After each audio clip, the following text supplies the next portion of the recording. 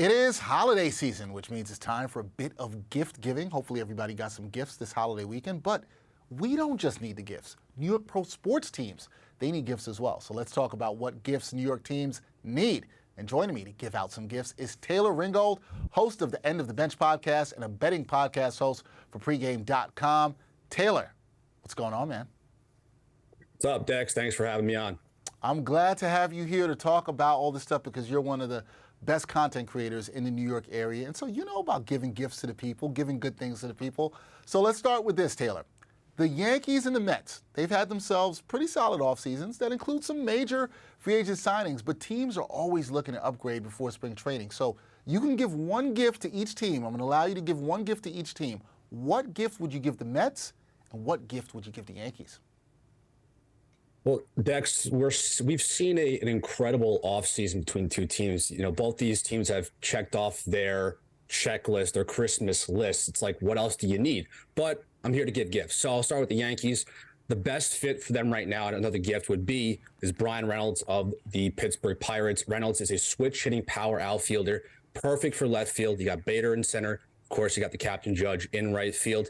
It's perfect. But the Pirates want pitching. They want pitching prospects. The unfortunate thing is that the Yankees don't have that, but they have hitters. They have Peraza, they have Volpe in the minor leagues, and I think one of those guys could be an asset, but Hal Steinbrenner has been adamant about keeping those guys and maybe having those two guys start in 2023 together. Gleyber Torres could be another option, but I think Brian Reynolds is a great fit. And for the New York Mets, I mean, you talk about Santa Claus. Steve Cohen is Santa Claus. He spent $800 million this offseason. What else do you need?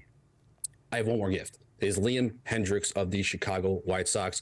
Hendriks is a premier closer, one of the best relievers in the game today. Of course, he wouldn't be starting as a closer for the Mets. Of course, Diaz signed that long-term deal this offseason. But imagine that 1-2 punch, a crazy 1-2 punch at the end of that bullpen alongside with their rotation and their lineup.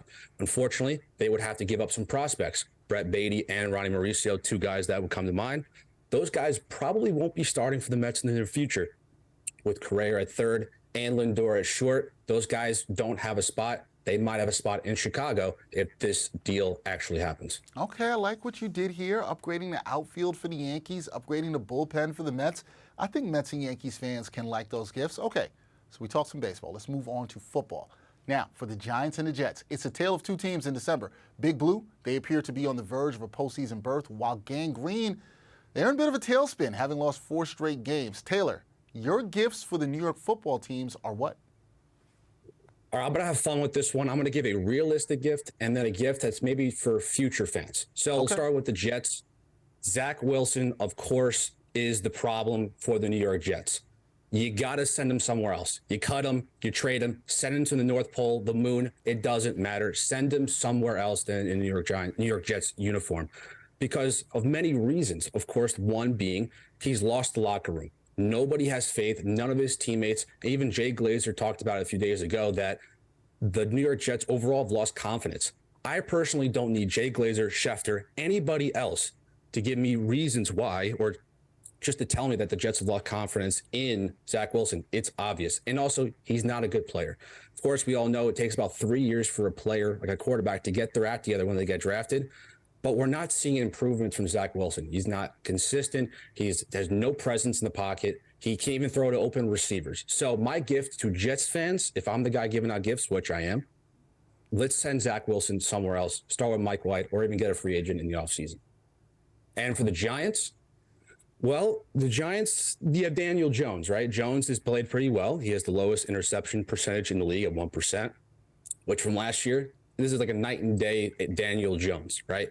But I would love to give Giants fans a premier passer, guy who can throw to targets each and every game and take pressure off of Saquon Barkley, who runs the ball each and every game, about 25, 30 times a game. And the guy I'm thinking about is Lamar Jackson. The Ravens cannot get a deal done. So why don't Joe Schoen and the Giants go out and get him? If I was Joe Schoen, I'm the gift giver. I want that. You have 9 draft picks next year. Give a few to the Ravens for Lamar Jackson. Make it happen. You might have a serious Super Bowl contending team if you have Lamar Jackson on your team. Okay, so for you, it's all about the New York football teams upgrading at quarterback. You're all about the upgrades, and even in some cases the Jets getting right. people up out of here, Taylor. I see that. Now, lastly, let's talk about the basketball teams. Life has been good recently for the Knicks before they lost 3 in a row, and the Nets both have shot up the Eastern Conference standings. What do these basketball teams need right now as gifts, Taylor?